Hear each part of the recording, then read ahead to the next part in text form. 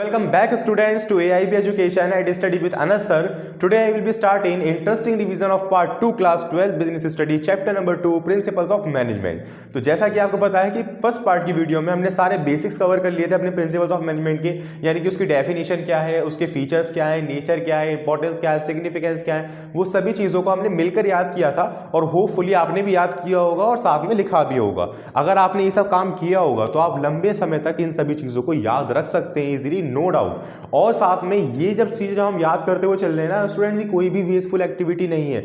ये सभी चीजों का आपका बेनिफिट मिलेगा वाइवा के क्वेश्चंस के अंदर, बोर्ड एग्जाम के क्वेश्चंस के अंदर। जब आपसे पूछेगा कोई वाइवा का टीचर या कोई भी बोर्ड एग्जाम का टीचर कि आप बताइए कि what is importance of principles, what is features of principles, तो आप कहोगे यार पता नहीं, सोचने में टाइम लगेगा। बहुत से बच्चे कहते हैं कि हम बना के लिख लेंगे, बट बना के भी तो तभी लिखोगे जब आपको कुछ पॉइंट्स याद होंगे। तो इसीलिए हमें ये याद करने काफी ज्यादा इंपॉर्टेंट है। जो डेफिनेशन इंपॉर्टेंट वो तो मैं याद कराता वही चल रहा हूं। तो इसी तरीके से जब आपको ये सब चीजें याद होंगी तो आप एकदम बता दो कि हाँ भाई ये इंपॉर्टेंस है, ये फीचर्स है, ये नेचर है, सिग्निफिकेंस है।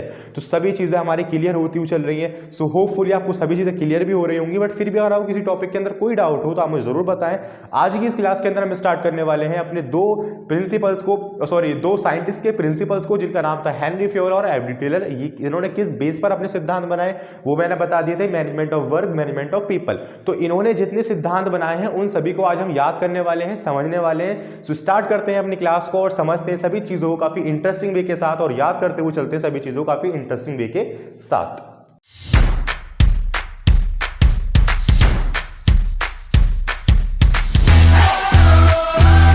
चलिए स्टूडेंट शुरू करते हैं अपनी क्लास को। तो देखिए फर्स्ट ऑफ ऑल हम एडवर्ड टेलर की बात कर रहे हैं। तो एडवर्ड टेलर के सिद्धांतों में साइंटिफिक मैनेजमेंट का नाम आता है। तो व्हाट इज साइंटिफिक मैनेजमेंट? तो देखिए साइंटिफिक मैनेजमेंट का मतलब ये है कि किसी भी काम को करने के लिए हम मल्टीपल मेथड्स का यूज ना करें, मल्टीपल रास्तों का यूज ना करें। हम एक साइंटिफिकली अपने काम को एनालाइज करें कि हाँ भाई इसके अंदर क्या चीज़ की नीड हो सकती है, किन किन मटेरियल की किस किस आउटपुट किसके अंदर नीड होने वाली है। वो सब एनालाइजिंग करने के बाद हम कोई एक रास्ता अपनाएं जिसके द्वारा हम अपने गोल को अचीव करें। ठीक है, तो साइंटिफिक मैनेजमेंट का मतलब क्या है? अपने वर्क को साइंटिफिक वे में एनालाइज करना, जनरल गाइडलाइन, लॉ और प्रिंसिपल द्वारा अपने काम को परफॉर्म करना विदाउट यूजिंग मल्टीपल मेथड्स। यही हमारा साइंटिफिक मैनेजमेंट होता है। इसकी डेफिनेशन की बात करें तो हम it refer to that management which thinks that by scientifically analysing work and it would be possible to find one best way to do it. ये हमने याद कर लिया। यानी क्या है? It refer to that management which thinks that the by scientific analysing work it would be find to one best way to do it. ठीक है, थोड़ी थोड़ी ग्रामेटिकल मिस्टेक होंगी आपकी, उन सभी को इग्नोर करना, बट आपको याद रखना कि मैं कहां तक पहुंच पा रहा हूं। ठीक है, तो ये आपको याद हो गया साइंटिफिक मैनेजमेंट क्या होता है। साइंटिफिक मैनेजमेंट के अंदर ही आपको तीन चीजें देखने को मिलती है। पहला आता है science is not rule of thumb, harmony not discord and cooperation not individualism. तो science is not rule of thumb का मतलब तो सिंपल यही है हमारा कि साइंस जो है वो एक जनरल लॉज पे चलती है, लॉ पे चलती है, गाइडलाइंस पे चलती है, प्रिंसिपल्स पे चलती है, सिद्धांतों पे चलती है। यानी कि साइंस एक ऐसी मैनेजमेंट है जिसके अंदर अपने काम को हम एनालाइजिंग करें साइंटिफिक वे के साथ, और साथ में एक रास्ता ढूंढें जिसके द्वारा हम अपने गोल को अचीव करें। यही हम पढ़कर आए हैं अभी। तो यहां पे यही चीज है कि साइंस एक रूल है, मतलब साइंस एक बेसिकली लॉ है, कोई रूल ऑफ थंब नहीं है। तो देयर में only one best way method to maximise efficiency. यहां तक हम समझ गए। अब आ जाइए थोड़ी इस पे, हार्मनी नॉट डिस्कॉर्ड और कॉपरेशन नॉट इंडिविजुअलिज्म। ये आप लोगों को आता तो है, बट कभी कभार एग्जाम के अंदर अगर इनकेस पूछ लिया जाए तो आप इसमें थोड़ी गड़बड़ कर देते हो। वो कैसे? मैंने कई स्टूडेंट से बात करी है जो मेरे इंस्टीट्यूट के अंदर आते हैं, उन्होंने बताया कि हमने इसकी डेफिनेशन इसमें लिख दी, इसकी इसमें लिख दी। ठीक है, तो इसीलिए आपको थोड़ा सा याद रखना कि कैसे मतलब निकालो। हार्मोनी नॉट डिस्कॉर्ड का मतलब याद रखो आप, हार्मोनी मतलब इंपॉर्टेंस, इंपॉर्टेंस याद रखो। इंपॉर्टेंस यानी कि हम पूरी अपनी फर्म के अंदर एक दूसरे की इंपॉर्टेंस को समझें। हम ये नहीं समझें कि सिर्फ अगर मैं इस कंपनी का ओनर हूं तो मेरी वजह से काम हो रहा है। हर एक की इंपॉर्टेंस होती है, हर एक की इंपॉर्टेंस होती है। ये आपको याद रखना है कि हर एक की इंपॉर्टेंस है, अगर वो नहीं है तो उसका इफेक्ट जरूर पड़ने वाला है फर्म के ऊपर। Harmony not Discord. ठीक, यहां तक याद हो गया हमें। कॉपरेशन नॉट इंडिविजुअलिज्म, यानी कि हमें एक दूसरे की मदद भी चाहिए, हमें एक दूसरे के ऊपर डिपेंड भी हैं। अपने काम को करवाने के लिए हम एक दूसरे के ऊपर डिपेंड है। जैसे कि टॉप लेवल मैनेजमेंट जब कोई भी रूल्स एंड रेगुलेशन निकालती है तो वो डिपेंड है मिडिल लेवल मैनेजमेंट के ऊपर कि वो उसको काम में लाए। मिडिल लेवल मैनेजमेंट सबसे डिपेंड है ऑपरेशनल मैनेजमेंट के ऊपर कि वो उसको काम करवाए, ठीक है। तो इस तरीके से हम डिपेंडेंट हैं। हम ये नहीं कहेंगे कि मैं इंडिपेंडेंट हूँ, सारे काम मैं करता हूँ, ऐसा नहीं कह सकते हम। एक सोल प्रोप्राइटरशिप फर्म के अंदर तो कह भी सकते हैं, but firm, company, partnership firm, इसमें हम नहीं कह सकते। इसमें क्या होता है हमारा कॉर्पोरेशन, नॉट इंडिविजुअलिज्म। तो साइंटिफिक मैनेजमेंट इन तीनों का निचोड़ समझ लीजिए, इन तीनों को मिलाकर हम साइंटिफिक मैनेजमेंट की बात कर लेते हैं, ठीक है। अब इसमें कोई दिक्कत नहीं आएगी। हार्मोनी का बात हो रही है, यानी कि किसकी बात हो रही है, इंपॉर्टेंस की बात हो रही है, कॉर्पोरेशन की बात हो रही है, इसका मतलब किसकी बात हो रही है, मदद की बात हो रही है।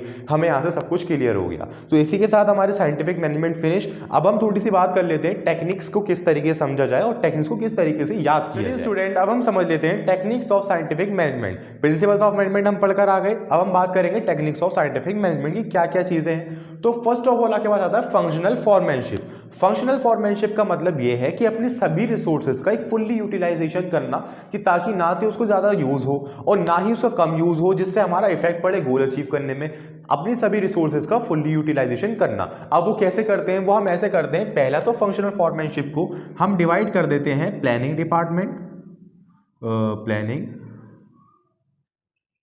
डिपार्टमेंट, और second one is production department. Departmentalisation करते हैं, ये आपको याद रखना है। डिपार्टमेंटलाइजेशन किया जाता है, यानी प्लानिंग डिपार्टमेंट का एक अलग काम दिया जाता है कि आपको प्लान बनाने हैं, रूल्स एंड रेगुलेशंस बनाने हैं। और प्रोडक्शन डिपार्टमेंट का मतलब ये है कि आपको उस स्टैंडर्ड द्वारा जो आपको गोल दिए, जो आपको स्टैंडर्ड दिए गए हैं, रूल्स दिए गए हैं, रेगुलेशंस दी गई हैं, उसके द्वारा वो काम करना है।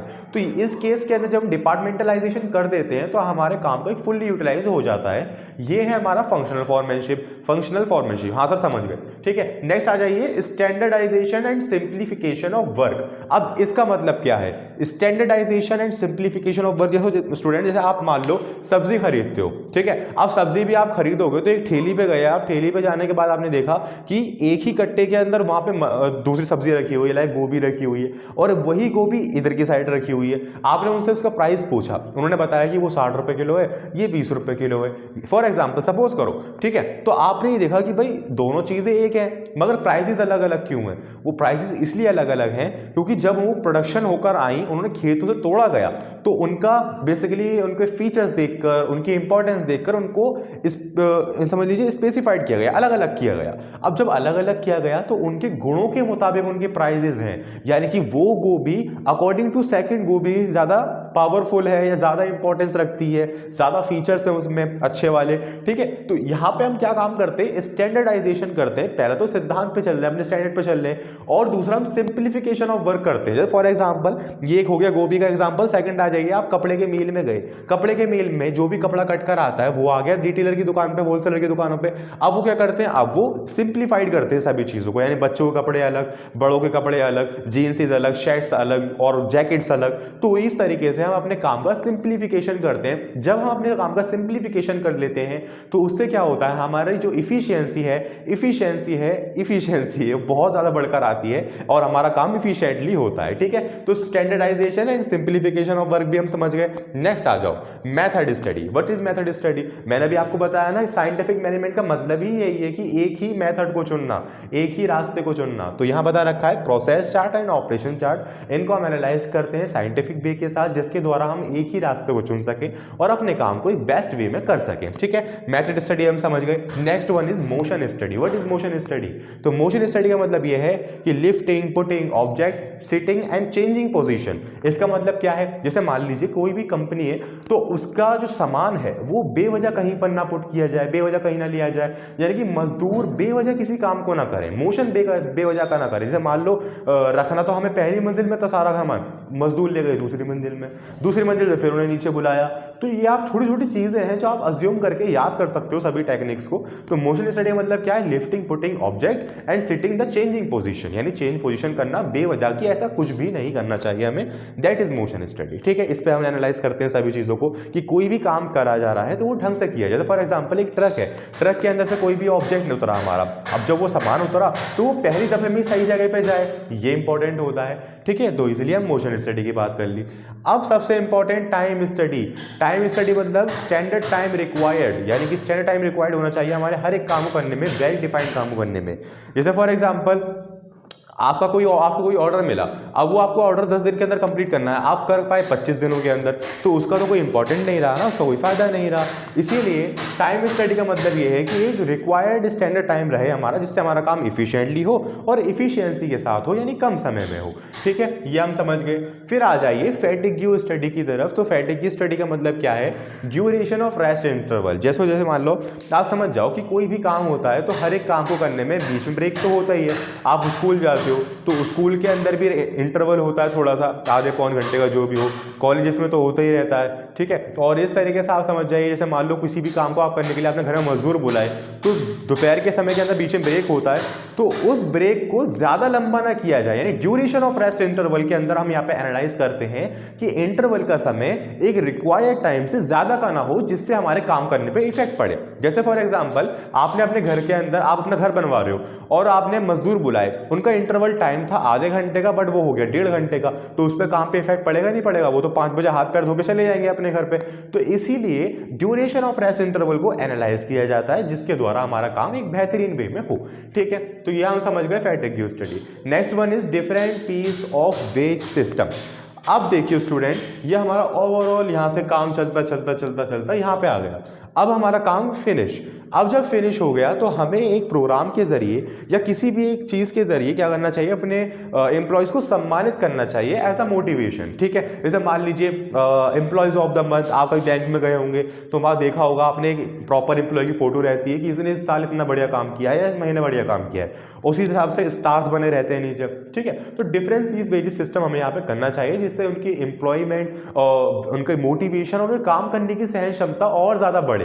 ठीक है, तो फाइनली हमें टेक्निक्स भी सारी याद हो गई। अब एक बार इन्हें रिवाइज कर लेते हैं, अभी तो हमने समझी है, खैर अब इन्हें रिवाइज कर लीजिए। Functional foremanship, standardisation and simplification of work, method study, motion study, time study, fatigue study and difference piece wage system, ये भी याद हो गया हमें। तो इसी तरीके से आप समझते हुए याद करोगे तो जल्दी याद होगा और लंबे समय तक याद रहेगा। तो हम समझ गए सभी चीज़ें, एक बार दोबारा रिवाइज करिए मेरे साथ। साइंटिफिक मेजरमेंट हमारा फिनिश, इसके प्रिंसिपल्स क्या होते हैं? Science is not rule of thumb, harmony not discord, cooperation not individualism, ये सारे हमारे प्रिंसिपल्स हैं। टेक्निक्स क्या होती हैं? Functional foremanship, standardisation and simplification of work, method study, motion study, time study, fatigue study and difference piece wage system. हमें stand techniques भी याद हो गई और क्या याद हो गए? हमें प्रिंसिपल्स भी याद हो गए। Overall scientific management is finished.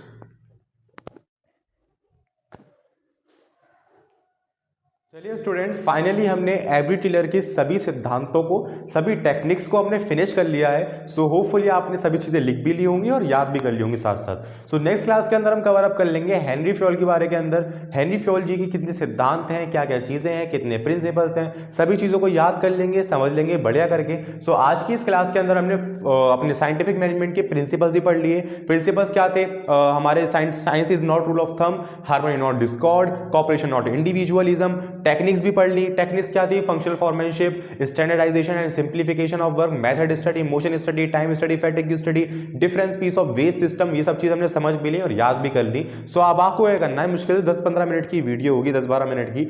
आपने ये वीडियो देखी, सभी चीज़ें समझी, याद करी, लिखी, नहीं लिखी, कोई बात नहीं। अब आपको क्या करना है, रात में किसी भी समय में, जिस समय आप फ्री हो उस समय आपको कॉपी लेनी है, पेन लेना है और सभी चीज़ों को एक बार नोट डाउन करना है अपनी भाषा के अंदर कि सर ने बताया था साइंटिफिक मैनेजमेंट का मतलब ये है। साइंटिफिक मैनेजमेंट की हेडिंग डाली, उसकी डेफिनेशन लिखी, उसकी टेक्निक्स लिखी, प्रिंसिपल्स लिखी, सभी चीज़ों को डेफिनेशन के साथ लिखा। सो आपके वो इतना पक्का हो जाएगा कि आप 12th के बाद तक ही आपको याद रहेगा वो। ठीक है, तो इसी के साथ मिलते हैं नेक्स्ट क्लास के अंदर और कवर अप करेंगे अपने और प्रिंसिपल्स को और भी बढ़िया तरीके से, ईजी तरीके से और इंटरेस्टिंग तरीके से। तो मिलते हैं नेक्स्ट क्लास के अंदर। Thank you.